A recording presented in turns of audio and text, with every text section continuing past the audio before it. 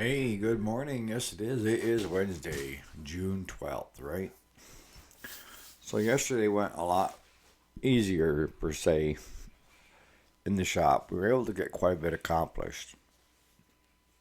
Well, hang tight and we'll have that conversation.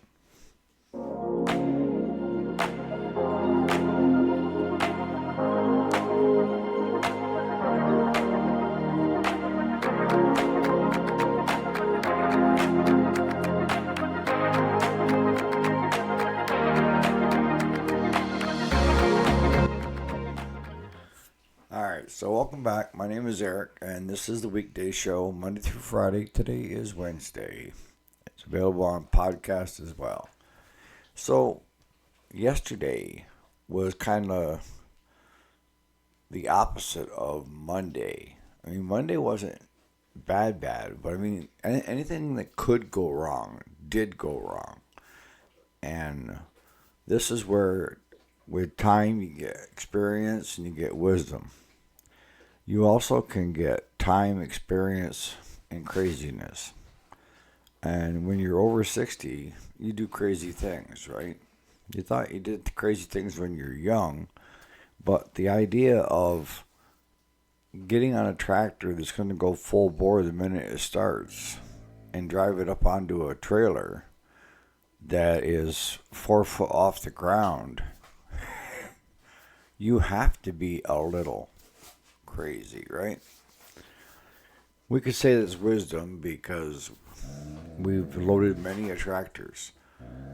But for me, I wasn't going all the way back and then getting jump packs, charging that battery, and then coming all the way back to that field to get that tractor. One way or another, that bugger was coming. So, yesterday, we started off trying to think of what we did. Oh, okay. Got the exhaust back on the Ferris, and they came and got that yesterday afternoon. We jumped over to the John Deere, and if you ever get to working on diesels, some you can, bleed out the air and prime it good. Others, it just, you have to be meticulous when it comes to what your steps are, right? And as I explained in the two prior videos with that John Deere, I wasn't 100% sold on it being the injector pump because I have been around this block with these tractors. My 820 is the same way. That they are just harder than a bugger to get primed sometimes, especially if they run dry. So you have to start at the very basic, and that is right where your hose comes out of your fuel tank and goes into the pump, injector pump. You make sure you got fuel there, because it could be a plugged line. Your tank could be off, where you shut the fuel off. So I had a good stream there, so I put that onto the injector pump, the inlet for going in. And on these, the 850, it's compact. They hook onto the lines. They have 3 ports, and they take them up to 3 injectors on top. So instead of just jumping way up top, I said, no, I'm going to crack it at the pump on all 3. Actually, we took all 3 lines off. I wanted to see how much fluid was coming out of there. And it took a couple series of cranking to finally see where it was spitting fuel. But the one thing we noticed was it wasn't turning real fast. So what we did was we put the charger on it and connected those lines back. But now, this time, Claw took a rag and an air hose and pressurized the tank. And that's just with an air gun. And then you get a shop rag and you put it over the hole so that you can still get some air. It's not going to blow the tank up, but hit it with some air and just let it, and then crank it. Well, it's got pressure on it. About the fifth, sixth time, we got fuel coming up on two rails. So 2 o'clock, I think we got enough to get started on the two, and the third one will pick up. So we put the two on and hit the switch, and sure enough, she fired up. And then you could see the fuel coming to the third one, cranked it, tightened it up. Wham, bam, thank you, ma'am, and here's your bill. He's going to be happy because he's not looking at a new injector pump or even a used one or a rebuild.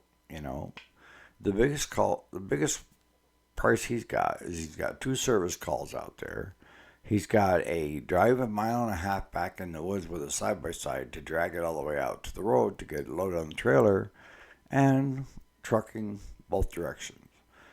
And he's going to get hit for we spent on the second service call over there about 2.5 hours, and then we spent about another 2 hours at the shop working on it, getting it ready to go. And it was down 2 quarts of oil. Now here's my issue: is it sounds like it's got a knock, and I gotta say something to the customer because it's getting louder. And whether he just run it out of oil, run it low on oil, I don't know. But my recommendation is first pay my bill, and then second, sell it. Get up from underneath it.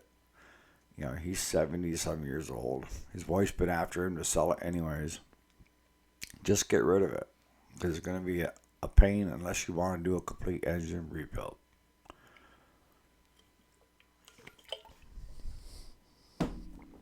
So we got that knocked out. Then we jumped out on Gabe's mower. I told you about, I thought that the gal had choked it so much that mixed with fuel into the excess fuel was going down into the base, and that the engine oil was getting thin, so it was being sucked up past the rings, and that's where the smoking came, and that's where all the oil came in the air filter. Wrong.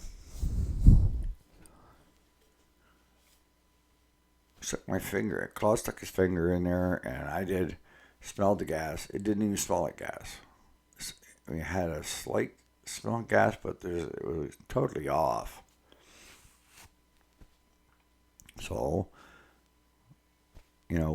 what are we to do? I said, well, we're going to drain that tank. And then we're going to put air pressure on that tank to get every last drop out of it. So we did that, and it looks like 2 things went horribly wrong for him. It's a brand new machine 2 years ago. Tractor Supply had got it back, and they didn't want to deal with it. They thought the engine was seized, what have you, and offered it to us for half of what. So I went ahead and I bought it, and I fixed the issue. And this couple bought it from me. Had all the tags, everything on it. It was brand new. And I gave him a price he couldn't refuse too, because he had been shopping already, so he knew what they cost. But it's been running great. But I don't know it. All I can think of is her, because she does a lot of the mowing, and he's a correction officer, so he works a lot of doubles. He's got a compact Ford New Holland diesel tractor, and it looks like she grabbed some, thinking it was gas, and topped off the fuel tank with diesel, mixing with regular gas. That was the first mistake. Second mistake is, where did all the oil come from that was in the base? It was like 2 quarts over full. And all I can think of is when it started smoking and quit, it was on a side hill, and she went to read the dipstick, and it read down, so she added oil until it come up to the full mark. But then when it's on the level, now it's way over full. So we drained the engine oil out, we drained the gasoline out, tossed the filter, the air filter, the 2 spark plugs got tossed, the fuel filter got tossed, and we cleaned the whole system, all right? And once we did that, put fresh oil in it and all fresh fuel, got it all back together, she started on her own with the choke to begin with. But then she started up and she smoked for just a little bit to get the last out of the exhaust, and it cleared right up. So that one's ready to go back. So from there, we jumped over onto the baler.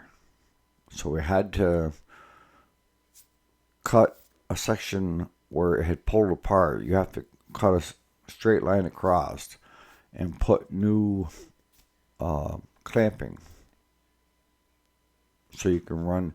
It's got intertwined hooks, and then you have this rod that goes through and keeps them all tight amongst each other. You have one from this side and one from this side. It just keeps going all the way down through the belt, so you can have a continuous belt.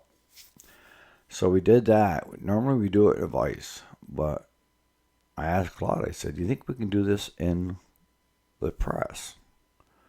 And we tried it numerous times, and it would get it so far, but you couldn't get it just right to hold the clevis that actually clamps down. It's made to do it in a vise. And we broke the vise. It's out where he's at because we got a big pipe on it. And if you want to ruin a vise, is throw a 3-4 foot piece of pipe on the end and tighten it with that. That's a good way to pop her. So we went into the vise that I've got in the other shop area out front, and we were able to get that pretty close, and then we just took a hammer and beat the rest of them down to where they were locking into the belt. So we got that all on. And we had the tie on the big baler, wasn't working. And after about half an hour, 40 minutes working on that, we got the tie working good. Everything is working good on that. So that one's ready to go. The small one's ready to go. The big tractor's ready to go. We got to bring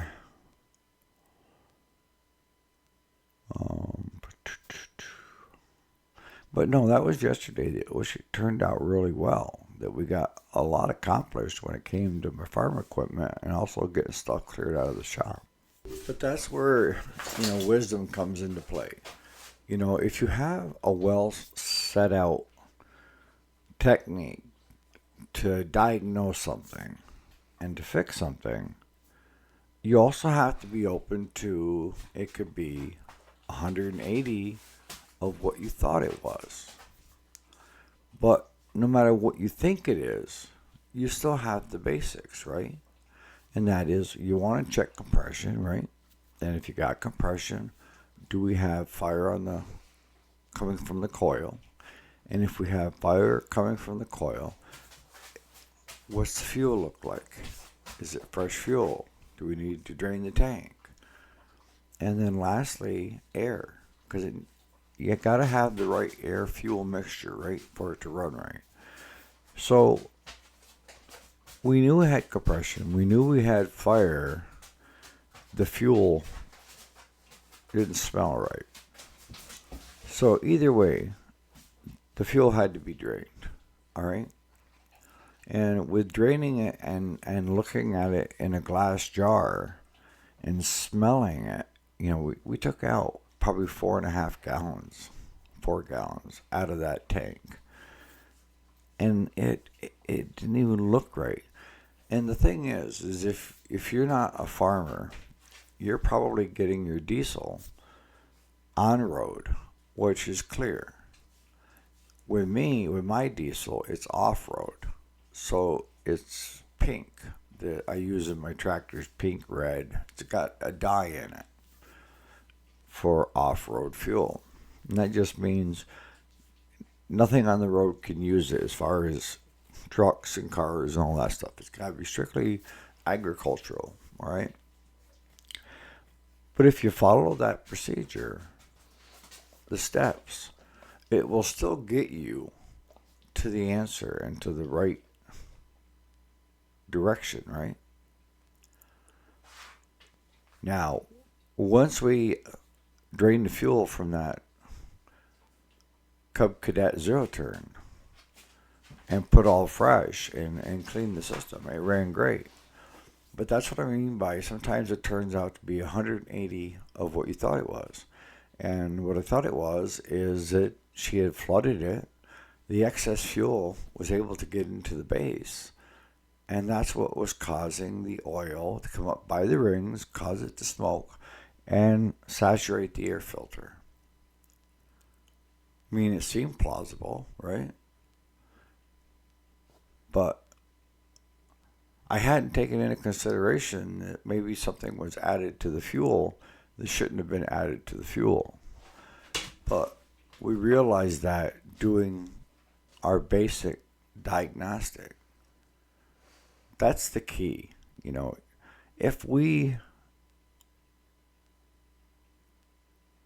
just try, thinking that, all right, let's just drain the engine oil, put fresh oil in it, and cranked our tails off, trying to get that thing to start, you could waste a lot of time that you're never going to get back. But if you follow the compression, spark, fuel, and the thing when it comes to fuel, you never trust what the customer tells you. Or I shouldn't say trust, you can't go by. Now, we had a rider come in and a push mower from the same fella, and neither one of them he could get to run. And when we pulled the line off from the fuel tank on the one, there was probably a couple quarts of just straight water came out first. Yeah. And the push mower was the same thing. He said he had just bought the fuel from Stewart's. Maybe. But how did we get so much water in such a short time into those tanks? Was it last year's fuel maybe he was trying to regenerate with a little bit of this year's? I don't know. But if you drain the tank, if the fuel doesn't look right to you, and you can take an eyedropper, or they have like these cooking syringes, take it down and then take a sample of it and put it in a jar next to you and give it a half hour. You'll start to see the water settle out on the bottom. For us, most times we just drain it. Honestly, drain it. And in his case, it was an issue with the fuel. Now, Amos will probably back me up on this. Every fuel injector pump is different. And how you approach it is going to be different. But you're going to be doing a lot of similarities, but different. And the main thing is you have to have a good flow of fuel coming into that pump. And there's a lot of O-rings and working parts in that pump. And it's a pressurized pump. It builds a lot of PSI when it gets up onto the rails to go into the injectors. Because it's doing a spray like a mist. It's not just dumping fuel into the chamber. It's a mist and then it fires with the combustion of it coming together. No matter what you do when it comes to that, if you don't get the air out of that system, you're not going to get it to run right. And most diesels that you run into, a lot of times if it's ran out of fuel, you can get it all done up by the injector just by cracking the lines and cranking. But on some of them, you have to go physically to the pump. Know that you got good fuel coming in. Take the lines right completely off so that you can see it coming out. Don't stand in front of it, but just stand out to one side and crank it. And wait until you have fuel spitting out there. And then put those 3 lines on. Go up to the top and loosen them where it goes into the injector. And crank until you get the air out up above, where you got fuel coming through. And then tighten down a couple and get it started, and then just start tightening the rest of them as they come in. But that comes with experience and wisdom of seeing it before, of having that same issue with similar tractors. Sometimes you think it's this thing and it's something else. But if you follow the same pattern, same technique, it's going to get you where you need to be. If you get ahead of yourself and you could spend half the day with carb cleaner trying to get that Cadet Zero Turn that had, I think, diesel in the gas and overfull on oil to get it to run, because that's the only way it would fire up is on carb cleaner. You could spend 2-3 hours easily out there, and you can't bill for it. You can, but I mean, you got to use this and think about what's going on with that engine, whether it be a gas or a diesel. So on that note, you guys have a great Wednesday, and we'll see you here bright and early tomorrow morning, and hopefully you had a good day. All right.